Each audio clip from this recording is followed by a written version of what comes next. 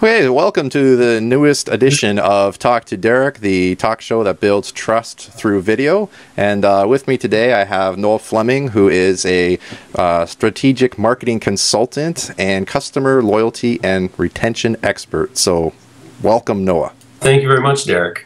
Good to have you here today. So let's get started. And Noah, how about you tell us in your own words how you help companies and how your approach perhaps is different from other strategists? Sure. Well, I help companies build what I call unbreakable customer loyalty. And so I've been doing this for a long time now. I've worked with small businesses, I've worked with big businesses, and I've worked with hundreds of entrepreneurs. So since 2005, approximately, I've worked worldwide with about 700 entrepreneurs in total through coaching and mentoring and things like that. It's a lot of people everywhere from Australia to Thailand to Ireland to Madison, Wisconsin, and to right here in Canada. And then so over the past couple of years, I've worked with small businesses in the area, and now I'm starting to make more of a strategic focus to work with larger organizations. So that's kind of what I do. Okay, very cool. Now, how did you get into consulting and making strategies and all this kind of stuff? It's, you know, I got into, well, we went to school together. I don't know if your viewers know that or not. But after school, you know, I went down the typical route of finding a job and kind of got into the corporate world. I was a marketing guy in the city of Windsor. And a few months into it, and I'm sitting there in my office without a window, and I'm just thinking, gosh, excuse me, I've got a little bit of a cold. I can't do this. Mm-hmm. And so I realized that if I could go online, actually what happened was, interesting story, one day I'm driving to my job, and this DJ comes on the radio and he says, there's now 1 billion people on the internet. This is like 2004. Okay. And I'm thinking to myself, as I'm driving to my job that I'm pretty much, you know, already predisposed that I'm quitting eventually, I'm thinking to myself, if I can't get a couple hundred people to pay me 20, 30 bucks a month for something, then I probably need to stick with this job. So I kind of made it my sole focus that that wasn't going to be my goal. I was going to get these 200, 300 people to pay me for some sort of expertise. Now, years before that, I had been doing online marketing, and I built some products and things I'd sold. So I started to build a little community, and then I essentially got those 300 people. So my wife said to me, she said, okay, here's the deal. You can leave your job, right, but only after you've made the same amount of money that you've made in your job for 6 months. And so as soon as I hit that 6-day mark, I was like, bam, out of there. I went to work. I said to I said, you know, we got to go for lunch. And I told her, I said, I'm giving you my 2 weeks notice. I'm leaving. And that was in 2005, and I haven't looked back. And that work with entrepreneurs took me into work with small businesses, and then that's sort of grown now to where I am working with larger companies and large organizations to help them with these things. So essentially it's marketing effectiveness, but I want to do that in a way that we're building brand evangelists and, you know, customers for life, because that's kind of what I had, right? I had this core group of people that just stuck with me through thick and thin, and so I want to help companies do the same thing. Right on. Now, when I hear the word consulting, mm-hmm. I think a lot of people, you think of probably probably a much older person, I would say, kind of gray-haired maybe. And are people at all shocked when they see kind of this young professional come in at all?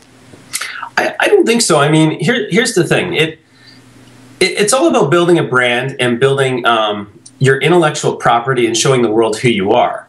And a buyer in a company, somebody that's going to hire somebody, they're smart enough to realize that age doesn't really matter. And what matters is the results. And if you've got client testimonials, you've got referrals from other customers, you've got, you know, a body of work that supports what you do, then age and things like that don't become an issue. Where they do become an issue is in your own head. Is, you know, I can have those same questions you have and say, gosh, like, who's going to hire me, right? I'm 32 years old. They're going to hire this consultant from X company, blah, blah, blah. But again, I believe that's something that gets into people's heads, and it's these kind of self-doubt things. And I've struggled with them, but you get through them and you push on, and it doesn't become a problem. Okay, that's good to hear. Why don't you tell us some of the more common mistakes that you see businesses are making? Oh gosh, well, where do we start? The thing is, everybody is in what I call, everybody seems to like to be in the pitching business, and they're not in the catching business. So we're all in this game of, push, push, push, shoving things down people's throats, trying to drive more customers in. Have you heard about the leaky bucket analogy? I think so. So I'll just explain it very quick. But the leaky bucket analogy is most businesses are like a bucket, and the water coming into the bucket are your customers. Most businesses have holes in the bucket, and these are where you're losing customers. And what happens is businesses get caught in this game of continuously trying to pour more water in the bucket. So they're constantly in this game of marketing, pitching, trying to bring in more people, when the real secret is to try and plug those holes, and to plug the holes and keep your customers in the bucket. And you're going to lose some customers. You're going to get rid of some customers on your own. But the fact is, you want to keep that bucket as full as possible and as solid as possible. One of the things I started talking about, there's been a lot about that analogy over the years, and one of the things I started saying was, people don't have a leaky bucket, they've got a bottomless bucket. Most businesses are operating with no real process or thought into how they're going to keep customers once they come in the door. Restaurants are terrible at it, right? I mean, when I go into a restaurant and I eat there and they haven't done something to engage me, to figure out who I am, to figure out how they're going to bring me back, they've missed the boat. Right. So they've spent the money, they've got me in the door. The word of mouth marketing might have got me in something else, but if they've done nothing to keep me, food only goes so far. Yeah. I love a restaurant, but you've got to engage me and you've got to keep me engaged, and that requires a little bit of thought and a little bit of work into how you're going to keep customers. So, I mean, that's a big one. Okay, so, and I totally see where you're going, and I'm sure we've all seen the stats where it's something like you spend 10 times more to earn a new customer than to retain your own, or something to that effect. So what are some things that people can do, what the business owners can do to help hold on to what they got, to plug their leaky bucket? What can they do, Noah? Well, again, a very simple one, going back to that, is the very simplistic process of building a customer database. I've worked with some small businesses in the area where the one single thing I've helped them with is do this. Start collecting the names and the emails and the contact information of the people coming in. Do that in a way, not just so you can, again, pitch them more stuff, send them more stuff, but do that in a way so you can start to build a conversation with them, start to communicate with them, start to kind of bring them into your community. So that's really where I kind of lead companies down this road of, collecting all that stuff is great, but how can we take it now to the 10th degree, right, and build these really incredible relationships with these customers? So just another quick example, but one of my clients is a company in Kingsville, small company. They have built one of the most engaged customer client bases I've ever seen in social networks, in Facebook and Twitter. They're a small company. Yesterday they posted something on Facebook, and their community, there was over 120 responses. Wow. I have yet to see another business in Windsor, Essex that's generating that type of response just from one little post on Facebook. So who is the company, or can you say? Well, I could say, but I'm just going to leave that up in the air for now. Okay. I will tell you it's a restaurant. It's a very successful restaurant, and people can probably figure it out. But they've really focused on building this engaged customer and community, and it's paying off in huge dividends. And that's just a small example of it. But again, we're all jump on this next big bandwagon of whatever it is, Facebook, Twitter, Pinterest. How many things can my business get on? But the real key is taking that small core of customers, whether it's 20 customers or 500 or 1,000, and really kind of bringing them into your little world and your community and getting them that engaged with you that you post something on Facebook and all of a sudden there's 120 comments. That's crazy. Yeah, absolutely. I mean, especially like you said, for a small place out in Essex County, kind of probably unheard of. They're probably in some pretty rarefied air, I would say. Yeah. Okay, excellent stuff here. Noah, what do you think has been the biggest factor in your success so far? Oh, wow. Well, I think there's a few things. And this is very important to entrepreneurs especially. But the first thing is, you know, I've failed a bunch of times. I've failed publicly in things that I've put out there to the world that have just flopped. I've spent money on things that didn't work. But it's kind of cliche, but I get myself up, I wipe myself off, I brush the dust off my shoulders, and back out I go. And you just keep doing things. And you keep moving in the right direction, and you learn from those mistakes. That's a big one. Number two, I would say, is investing in myself. So I'm a huge believer in investing in personal development to grow. And so many people are afraid to do this. They're afraid to spend a little money to go to a conference, not just to go to the conference because you want a couple days away, but actually go to learn something. Right. Get a mentor or to get a coach, or to hire a video company, because you know what, you could do it yourself. That's a good idea. Right? So I'm a firm believer in that. And I spend a lot of money in my own development. I have my own mentor. I have my own coach. I go to a lot of workshops. I go to a lot of seminars, and I do that stuff myself. So that's a big one. And the third, I mean, I've talked about fear. I've talked about investing in yourself. But the third one is really self-esteem. Nobody's going to believe in you unless you believe in yourself. And I mean, that's the biggest drawback for almost anybody in entrepreneurship is self-esteem. It's they have these fears that they don't believe in themselves. They don't believe they're good enough. They don't believe they're enough of an expert, or that somebody's going to figure out. They have no clue what they're talking about. You know, it's kind of, there's a book about this called I think it's called The Imposter Syndrome.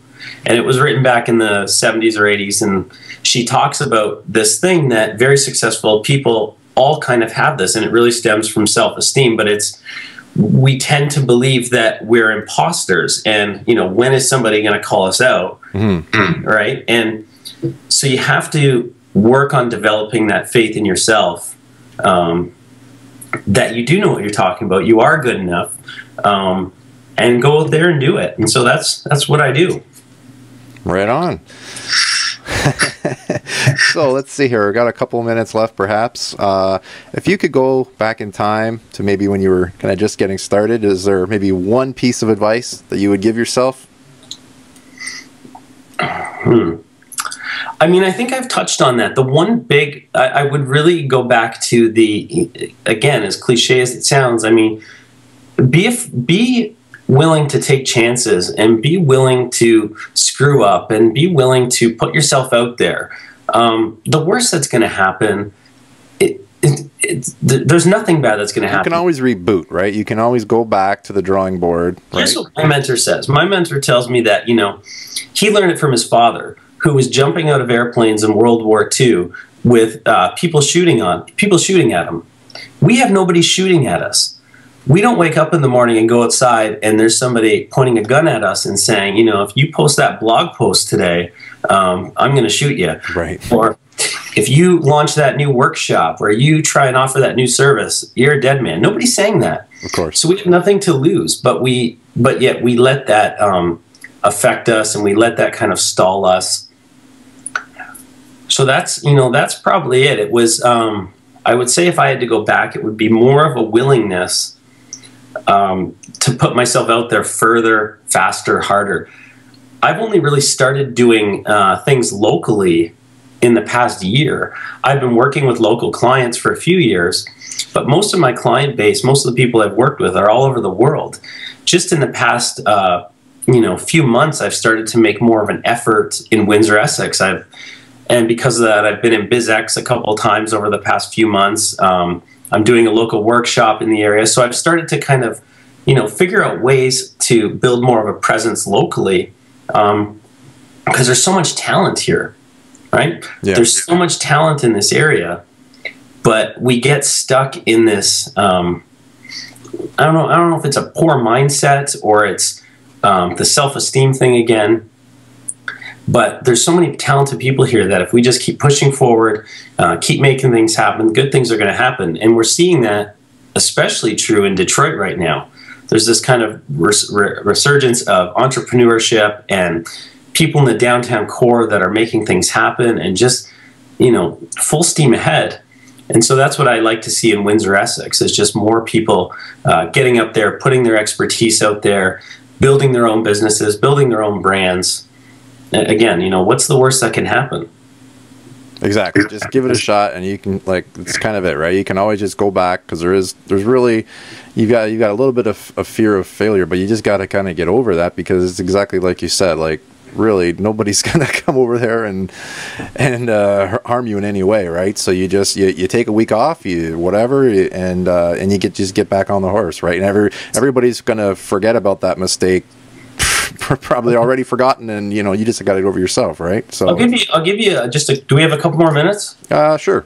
I'll give you a quick example. A couple of years ago, when I was first getting started and I had left my job and I'm living in Kingsville, I had this idea for a website, and it was going to be this offline, online type of, almost like a Groupon style website. I'm not saying I had the idea for Groupon. Okay. It was like that kind of idea. Sure. So I spent about $5,000 having this website built. I spent about $2,500 to have these stickers made that I was going to give to businesses, and they were going to put in their doors. And I had this whole thing created, this whole, I did a whole mail campaign. I had about $1,000 worth of letters printed. I spent a lot of time building a list of people I was going to email the letters to. I packaged up the letters, I put stamps on them, I hand wrote the names on them. I sent them out, and I got, I think, 2 responses out of about 1,000 letters. Total flop, total failure. Money down the drain. Took me a long time to recover from that. One day I'm driving to Windsor. I get into Windsor, and I see on a giant billboard, a billboard for a website that somebody has created that's almost identical to what I was building, what I was creating. And they were actually thriving from it. So, you know, it took me a while. It took me a long time to get rid of that stuff in my closet, but eventually I put it in a garbage bag. You can make the money back. You can get the money back later down the road. Make more money next time. You make more money. You learn from how you screwed up. And I know how I screwed up. I was too slow. I was too sluggish. And I was too afraid of sending out those letters in a timely manner. I was too afraid to call people and follow up personally and make sure they got them, or made sure they were, you know, interested in trying what I had to offer. It's fear, you know. Once you get over that, big things can happen. Your oyster. That's right, my friend. So let's just do a couple more questions really quickly here, Noah. Absolutely. Let's get to know Noah outside of his consulting just for a second here. Tell us a little bit about some of your hobbies or other interests that you have. Well, I live in Kingsville. I love the small town life of living in a small town like Kingsville. I'm married to a beautiful teacher, and her name's Heather. I have a daughter named Avalon. She's 2. We have another daughter on the way in a couple months. So things are going to get pretty crazy around here. Things I love to do. I read a lot. I'm a ferocious reader. Fly fishing. I love fly fishing. We live in an area where there's not a lot of great pristine rivers where I can go out trout fishing. So I fly fish for carp. Catching a carp on a fly rod, they call it the bonefish of North America. They're ferocious fighters. Wow. So you catch a 40-pound carp on a fly the size of a pin top. It's fun. So that's what I like to do. All right. So my last question for you today, Noah, is what are the big plans kind of moving forward? What's maybe the next step, or what's cooking?